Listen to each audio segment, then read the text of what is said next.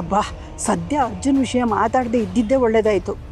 ಇಲ್ಲದೆ ಹೋಗಿದ್ರೆ ಇವನ್ ರೌದ್ರ ಅವತಾರನ ನೋಡೋಕ್ಕೆ ಆಗ್ತಿರ್ಲಿಲ್ಲ.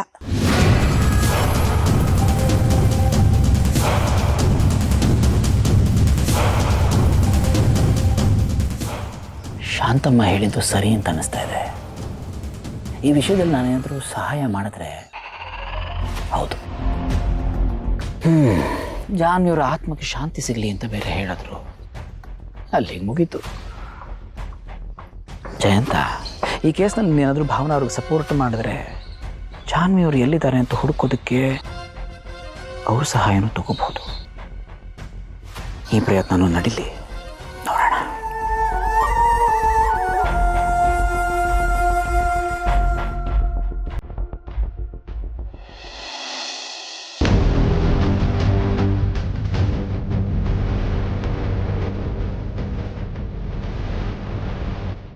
ಹಲೋ ಅಪ್ಪಯ್ಯ, ಅಪ್ಪಯ್ಯ ನೀವು ಎಲ್ಲಿದ್ದೀರಿ ಅಪ್ಪಯ್ಯ?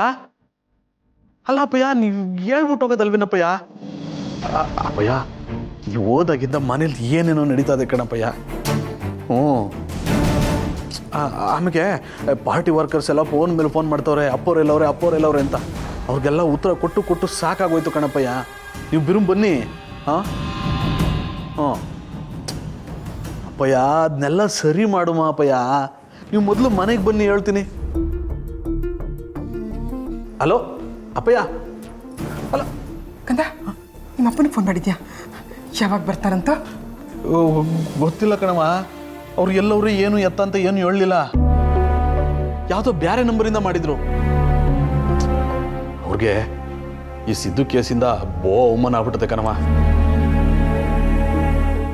ಹೈಕಮಾಂಡು ಪ್ರಶ್ನೆ ಮೇಲೆ ಪ್ರಶ್ನೆ ಕೇಳ್ತಾ ಇದೆ. ಇದಕ್ಕೆಲ್ಲ ಸರಿಯಾಗಿ ಉತ್ತರ ಕೊಡೋ ಗಂಟ ನನ್ನ ಮನೆಗೆ ಬರೋದಿಲ್ಲ ಅಂದ್ರು ಕಣವ.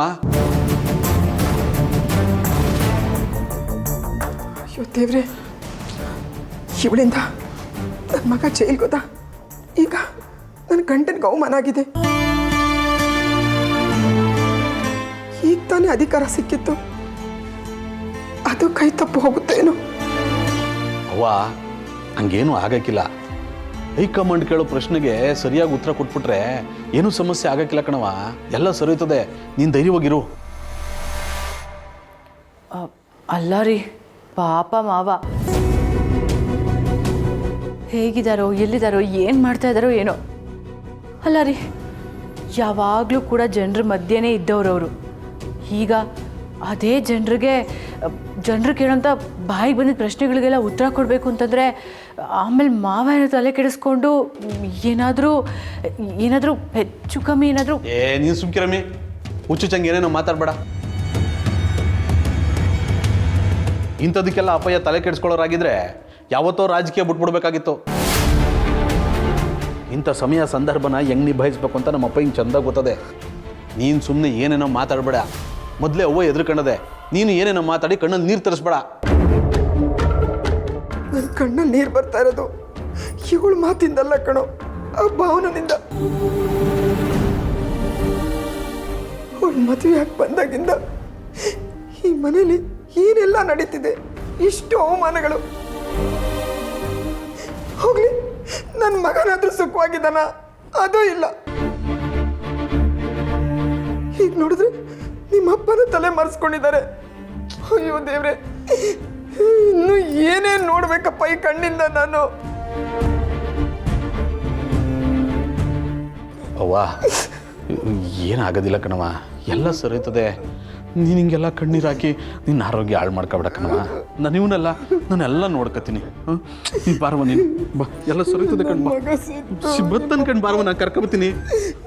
ಬಾರವ.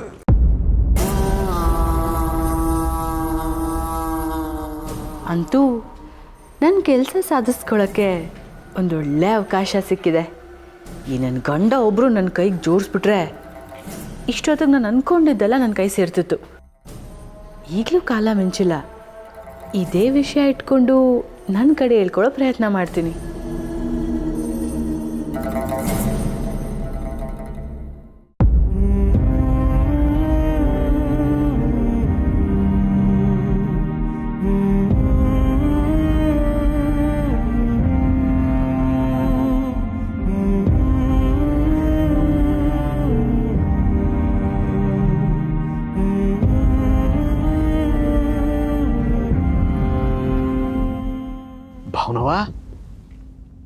ಇದ್ಯಾಕವ ಹಿಂಗ್ ಕೂತಿದ್ದೀರಿ? ಹತ್ತರಿಂದ ಹೊಟ್ಟೆಗೆ ಏನಾದ್ರು ತಿಂದ್ರೋ ಇಲ್ವೋ? ನಡಿಯವ್ವ, ಸ್ವಲ್ಪ ಊಟ ಮಾಡಿ ನಡ್ರಿ. ಭಾವ, ನಾನು ನಿಮ್ಮನ್ನು ಒಂದು ಮಾತು ಕೇಳ್ತೀನಿ, ಸತ್ಯ ಹೇಳಿ. ನನ್ನನ್ನ ಅದೇನ್ ಕೇಳವ? ಸಿದ್ದು ಅವರೇ ಈ ಆಕ್ಸಿಡೆಂಟ್ ಮಾಡಿದ್ದು ಅಂತ ನಿಮಗೆ ಮೊದಲಿಂದಾನು ಗೊತ್ತಿತ್ತಾ?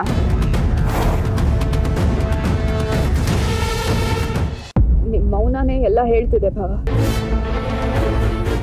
ಆದ್ರೆ ಈ ವಿಷಯ ನನ್ನ ಹತ್ರ ಯಾಕೆ ಹೇಳ್ಕೊಳ್ಳಿಲ್ಲ?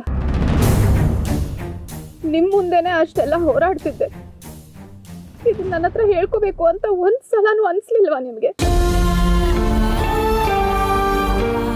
ಭಾವನವ, ಈ ವಿಷಯ ಎಲ್ಲ ಮಾತಾಡಕ್ಕೆ ಇದು ಸರಿಯಾದ ಸಮಯ ಅಲ್ಲ ಕಣವ. ಸಮಯ ಬಂದಾಗ ನಿಮ್ಗೆ ಎಲ್ಲ ಗೊತ್ತಾಯ್ತದೆ.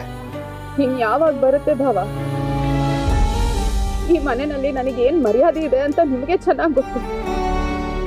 ಎಲ್ರು ನನ್ನನ್ನ ಕಾಲ್ ಕಸದ ತರ ನೋಡ್ತಾರೆ, ಆದ್ರೆ ನೀವು ಮಾತ್ರ ನನ್ನನ್ನ ಅಭಿಮಾನದಿಂದ ನೋಡ್ತೀರ. ಆದ್ರೆ ನೀವು ನನ್ನ ಹತ್ರ ಈ ವಿಷಯ ಹೇಳ್ಕೊಳ್ಳಿಲ್ವಲ್ಲ? ಯಾಕೆ ಭಾವ ಹೇಳಿ?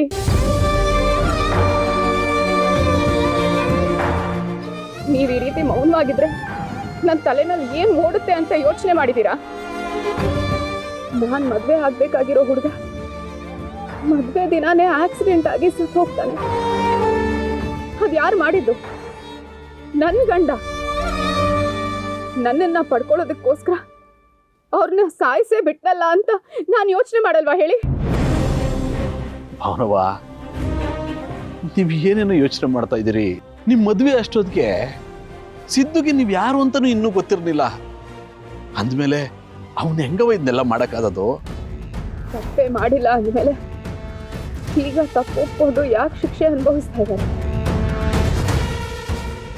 ನನ್ ದುಃಖ ನೋಡಕ್ಕಾಗದೆ ಹೀಗ್ ಮಾಡಿದ್ರ, ಅಥವಾ ನನ್ ಮುಂದೆ ಒಳ್ಳೆಯವ್ರಾಗ್ಬೇಕು ಅಂತ ಹೀಗ್ ಮಾಡಿದ್ರ ಭಾವ ಹೇಳಿ? ಇದಕ್ಕೆಲ್ಲ ನಂತ ಉತ್ತರ ಇಲ್ಲ ಕಣವ. ಸಿದ್ದುನೇ ಉತ್ತರ ಕೊಡಬೇಕು. ಅವರೇ ನನ್ನ ಜೊತೆ ಇಲ್ಲ ಅಂದ್ಮೇಲೆ ನಾನು ನಿಮ್ಮನ್ನೇ ಕೇಳಬೇಕು ಅಲ್ವಾ? ಅಣ್ಣ ತಮ್ಮಂದಿರ್ನೆಲ್ಲ ಬಿಟ್ಟು ಬಂದಾದ್ಮೇಲೆ ನೀವೇ ನನಗ ಸ್ಥಾನ ಕೊಟ್ರಿ. ಅಂದ್ಮೇಲೆ ಇದನ್ನೆಲ್ಲ ಕೇಳೋ ಹಕ್ಕಿದೆ ನನಗೆ. ಇದನ್ನೆಲ್ಲ ನೀವಿನ್ನ ನನ್ನ ಹತ್ರ ಮುಚ್ಚಿಟ್ಟು ಏನೋ ಹೇಳ್ತಿಲ್ಲ ಅಂದ್ರೆ ಖಂಡಿತ ಏನೋ ರಹಸ್ಯ ಇದೆ ಅಂತ ನನಗನ್ಸಲ್ವಾ? ಈಗ ನಾನು ಯಾರಿಗೆ ನ್ಯಾಯ ಕೇಳಿ, ಯಾವ ಕೋರ್ಟಿಗೆ ಹೋಗಿ ನ್ಯಾಯ ಕೇಳಿ ಹೇಳಿ ಭಾವ? ನೋಡವ, ನಿಮ್ ಪರಿಸ್ಥಿತಿ ನನ್ಗೆ ಅರ್ಥ ಆಯ್ತದೆ. ಆದ್ರೆ ನೀವು ಕೇಳೋ ಯಾವ ಪ್ರಶ್ನೆಗೂ ಉತ್ತರ ಕೊಡೋ ಪರಿಸ್ಥಿತಿಲಿ ನಾನಿಲ್ಲ ಕಣವ. ಆದ್ರೆ ಒಂದಂತೂ ದಿಟ ಕಣವ, ನಿಂಗೆ ನ್ಯಾಯ ಸಿಕ್ಕೇ ಸಿಗ್ತದೆ. ಈ ಮರಿಗೌಡ ನಿನಗೆ ನ್ಯಾಯ ಕೊಡಿಸ್ತಾನೆ ಕಣವ.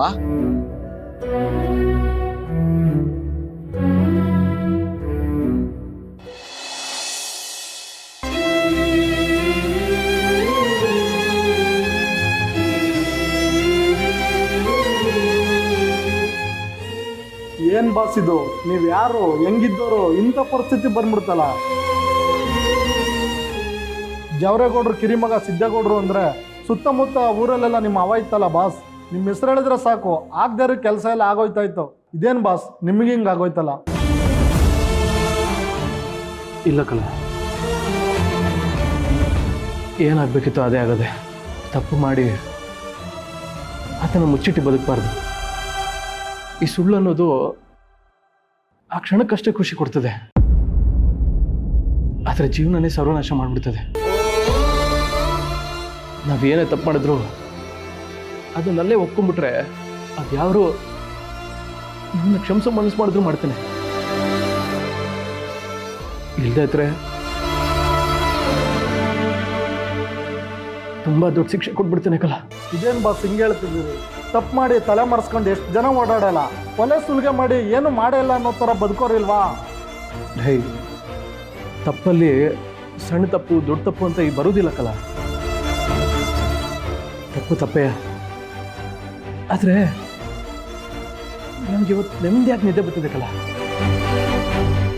ತುಂಬ ದಿನಗಳಾದ್ಮೇಲೆ ಒಂಥರ ಮನಸ್ಸು ಆಕ್ರ ಆಯ್ತದೆ ಅನಿಸ್ತದೆ. ಏನು ಬಾಸ್ ನಿಮ್ಮ ಮಾತಿನ ಅರ್ಥ? ಹ್ಞೂ ಕಲ್ಲ, ಸತ್ಯ ಹೇಳ್ದಾಗ ಸಿಗೋ ಖುಷಿ ಏನು ಅಂತ ನನಗಿವತ್ತು ಅರ್ಥ ಆಯಿತು. ಇನ್ಯಾವತ್ತು ನನಗೇನು ಮುಚ್ಚಿಡೋ ಅವಶ್ಯಕತೆನೇ ಬರೋದಿಲ್ಲ ಕಲ. ಆರಾಮಾಗಿರ್ತೀನಿ.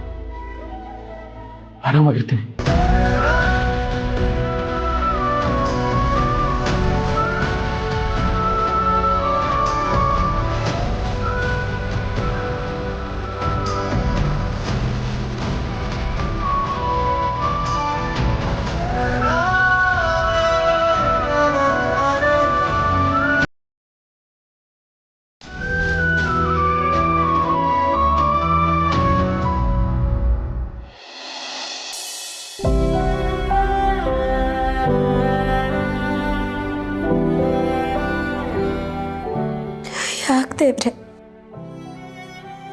ಯಾಕಿಂತ ಪರಿಸ್ಥಿತಿಗೆ ನಮ್ಮನ್ನೆಲ್ಲ ತಂದ್ಬಿಟ್ಟೆ? ಅಕ್ಕನ ಜೀವನ ಹೀಗಾಗೋಯ್ತಲ್ಲ. ಮೊದಲಿಂದನೂ ಜಾತಕ ಸರಿ ಇಲ್ಲ, ಅದು ಇದು ಅಂತ ಅವಳಿಗೆ ಮದುವೆ ಆಗಿರಲಿಲ್ಲ. ಅಂಥದ್ರಲ್ಲಿ ಭಾವ ಸಿಕ್ಕಿದ್ರು. ಇನ್ನೇನು ಅವಳ ಜೀವನ ಎಲ್ಲ ಚೆನ್ನಾಗಾಯ್ತು. ಅವರಿಬ್ರು ಚೆನ್ನಾಗಿದ್ದಾರೆ ಅನ್ನೋ ಅಷ್ಟರಲ್ಲಿ ಅವಳ ಜೀವನದಲ್ಲಿ ಬಿರುಗಾಳಿನ ಎಬ್ಸ್ಬಿಟ್ಟಿಯಲ್ಲ. ಯಾಕಿಂತ ಪರಿಸ್ಥಿತಿಗೆ ತಳ್ತಿದ್ಯಾ? ಒಂದು ಕಷ್ಟ ಮುಗೀತು ಅನ್ನೋಷ್ಟರಲ್ಲಿ ಇನ್ನೊಂದು ಕಷ್ಟ ನಾನು ಸಿದ್ಧವಾಗಿದ್ದೀನಿ ಅಂತ ಇರುತ್ತೆ. ಹೀಗೆ ಒಂದಾದ್ಮೇಲೆ ಒಂದು ಕಷ್ಟಗಳನ್ನ ಕೊಡ್ತಾನೆ ಇದ್ರೆ ಅಪ್ಪ ಅಮ್ಮ ಇದನ್ನೆಲ್ಲ ಹೇಗೆ ಸಹಿಸ್ಕೋಬೇಕು? ಅಕ್ಕ ಇದನ್ನೆಲ್ಲ ಹೇಗೆ ಸಹಿಸ್ಕೋತಾಳೆ? ದೇವ್ರೆ, ನಾನು ನಿನ್ನ ಹತ್ರ ಒಂದೇ ಕೇಳ್ಕೊಳ್ಳೋದು, ಅಪ್ಪ ಅಮ್ಮಗೆ ಇದನ್ನೆಲ್ಲ ಸಹಿಸ್ಕೊಳ್ಳೋ ಅಂತ ಶಕ್ತಿ ಕೊಡು ಅಷ್ಟೇ.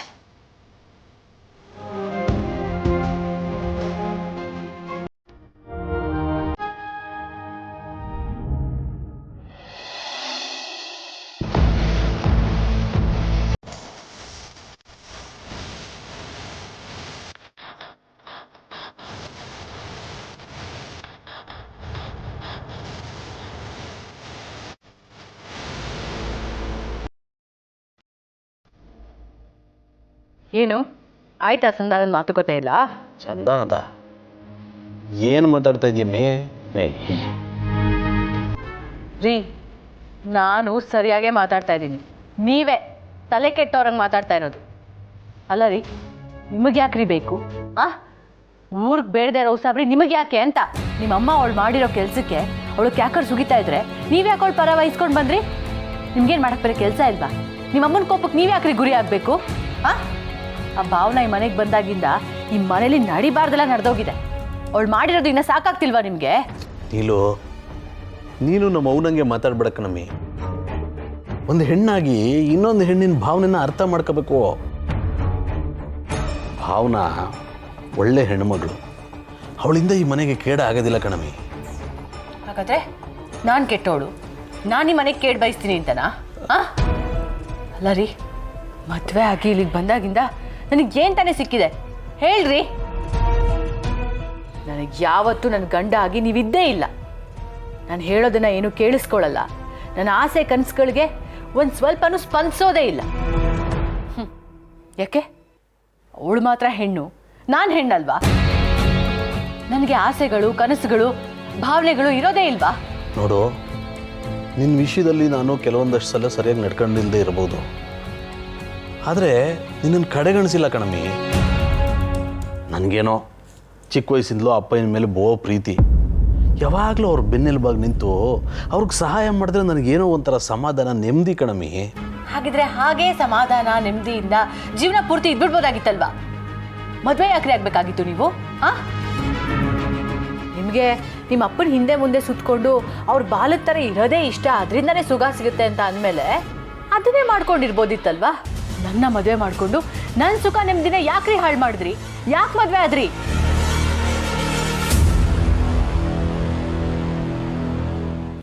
ನೋಡು ನೀಲು, ರಾಜಕೀಯದ ಮನೆಗಳಲ್ಲಿ ಇದೆಲ್ಲ ಸಹಜ. ಹೆಣ್ಮಕ್ಳಾದ ನೀವೇ ಅಡ್ಜಸ್ಟ್ ಮಾಡ್ಕೊಂಡು ಹೋಗ್ಬೇಕು. ಇನ್ನೆಷ್ಟು ಅಡ್ಜಸ್ಟ್ ಮಾಡ್ಕೊಳ್ಳೋದು? ಈ ಮನೆಗೆ ಬಂದಾಗಿಂದ ಬಾಯಿ ಬಿಟ್ರೆ ಬರೀ ಇದನ್ನೇ ಹೇಳ್ಕೊಂಬಂದ್ಬಿಟ್ರಿ. ಅದನ್ನ ಬಿಟ್ರೆ ಒಂದು ನಯಾ ಪೈಸಾ ಉದ್ಧಾರ ಆಗಿಲ್ಲ ನೀವು. ನಾನು ಹೇಳೋದನ್ನ ಅರ್ಥ ಮಾಡಿಕೊಂಡು ಅದನ್ನು ಕೇಳಿದಿದ್ರೆ ಇವತ್ತು ನಿಮ್ಮ ಪರಿಸ್ಥಿತಿ ಹೀಗಿರ್ತಾ ಇರಲಿಲ್ಲ ರೀ. ನಿಮಗೂ ಈ ಸಮಾಜದಲ್ಲಿ ಮಾನ ಮರ್ಯಾದೆ ಗೌರವ ಎಲ್ಲನೂ ಹೆಚ್ಚಾಗೇ ಸಿಕ್ಕಿರೋದು. ಸರಿ, ಈಗ ನಾನು ಏನು ಮಾಡಬೇಕು ಅಂದು? ನೋಡಿ, ಸಿದ್ದು ಜೈಲ್ಗೆ ಹೋಗೋದಾಗಿದೆ. ಅವನಲ್ಲಿಂದ ಆಚೆ ಬರ್ತಾನೋ ಇಲ್ವೋ ಅನ್ನೋದು ಯಾರಿಗೂ ಗ್ಯಾರಂಟಿ ಇಲ್ಲ. ಒಂದು ವೇಳೆ ಅವನಲ್ಲಿಂದ ಬಂದರೂ ಮತ್ತೆ ಇದೇ ರೀತಿ ಜನರ ಮುಂದೆ ಹೋಗಿ ನಿಂತ್ಕೊಳ್ಳೋಕ್ಕಾಗಲ್ಲ. ಇದು ಒಳ್ಳೆ ಸಮಯ. ಇದೇ ಸಮಯದಲ್ಲಿ ನೀವು ನಿಮ್ಮ ತಂದೆಗೆ ಇನ್ನಷ್ಟು ಹತ್ತಿರ ಆಗಿ ಅವ್ರ ನಂಬಿಕೆ ವಿಶ್ವಾಸನ ಗಳಿಸಿ ಈ ಮನೆಗೆ ಅವ್ರ ರಾಜಕೀಯ ಭವಿಷ್ಯಕ್ಕೆ ನೀವೇ ವಾರಸ್ದಾರ ಅಂತ ಅವ್ರು ಹೇಳೋ ಹಾಗೆ ಮಾಡ್ಬೋದಲ್ಲ. ನೀವೇನಾದರೂ ಮಂತ್ರಿ ಆದರೆ ನಿಮ್ಮ ಹಿಂದೆ 100 ಜನ ಓಡಾಡ್ಕೊಂಡಿರ್ತಾರೆ. ಅದನ್ನು ನೋಡೋದಕ್ಕೆ ಎಷ್ಟು ಚೆನ್ನಾಗಿರುತ್ತೆ, ನನಗೂ ಎಷ್ಟು ಖುಷಿ ಆಗುತ್ತೆ ಅಲ್ವಾ? ನಿಲ್ಲು, ಅತಿ ಆಸೆ ಗತಿ ಕೇಳು ಅಂತ ಒಂದು ಮಾತದೆ ನೆನಪದ. ನಿನ್ನ ನೋಡಿದ್ರೆ ನನಗೆ ಆ ಮಾತು ನೆನಪಾಯ್ತದೆ. ಅಪ್ಪಯ್ಯ ನನ್ನ ಮೇಲೆ ಬಹು ನಂಬಿಕೆ ಗೌರವ ಇಟ್ಕೊಂಡವ್ರೆ. ನನ್ನ ಅತಿ ಆಸೆಗೋಸ್ಕರ ಅವ್ರಿಟ್ಟಿರೋ ನಂಬಿಕೆಗೆ ದ್ರೋಹ ಬಗೆಗೆ ನಂಗೆ ಇಷ್ಟ ಇಲ್ಲ ಕಣಮಿ. ನೋಡು, ಸಿದ್ದು ತಪ್ಪು ಮಾಡಿದನೋ ಇಲ್ವೋ ಅದನ್ನು ಭಾವನ ನೋಡ್ಕೋತಾಳೆ. ಅವನು ನಿರಪರಾಧಿಯಾಗಿ ಆಚೆಗೆ ಬರ್ತಾನೆ ಅನ್ನೋ ನಂಬಿಕೆ ನನಗದೆ. ಅವನು ನಮ್ಮಪ್ಪಯ್ಯನ ನಂತರದ ಮುಂದಿನ ಜನನಾಯಕ, ನೆನಪಿರಲಿ.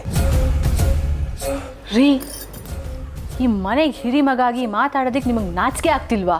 ಅಲ್ಲ ರೀ, ಅದೃಷ್ಟ ಬಂದು ಬಾಗಿಲು ತಟ್ತಿರ್ಬೇಕಾದ್ರೆ ನನಗೆ ನೀನು ಬೇಡ ಹೊರಟೋಗು ಅಂತ ಹೇಳಿ ಮತ್ತೆ ಬಾಗಿಲಿಗೆ ಚಿಲ್ಕ ಹಾಕೋತಾ ಇದ್ದೀರಲ್ಲ. ನಿಮ್ಮಂಥವ್ರಿಗೆ ಏನ್ರಿ ಹೇಳಬೇಕು? ನನಗೆ ಅರ್ಥನೇ ಆಗ್ತಿಲ್ಲ. ಅಮ್ಮ, ನೀನು ಏನು ಹೇಳೂ ಬೇಡ, ನಾನು ಏನು ಕೇಳೋದೂ ಬೇಡ. ನಿನ್ಗಷ್ಟು ಹೇಳಲೇಬೇಕು ಅಂತ ಇದ್ದರೆ ಆ ಬೇಜಾರಲ್ಲಿರೋ ಭಾವನ ಅವ್ರಿಗೆ ಒಂದು 4 ಸಮಾಧಾನದ ಮಾತಾಡು.